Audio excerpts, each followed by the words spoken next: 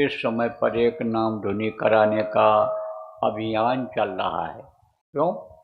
इसलिए कि आदत बन जाए इनकी।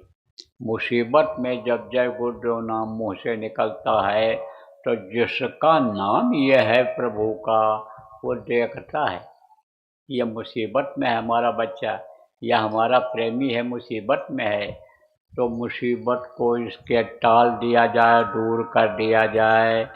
तो मुसीबतें तो आगे बड़ी बड़ी हैं, आगे तबाही बड़ी बड़ी बड़ी बड़ी तबाही आ रही है। परिवर्तन बहुत बड़ा होगा जो लोगों के दिल और दिमाग में नहीं है।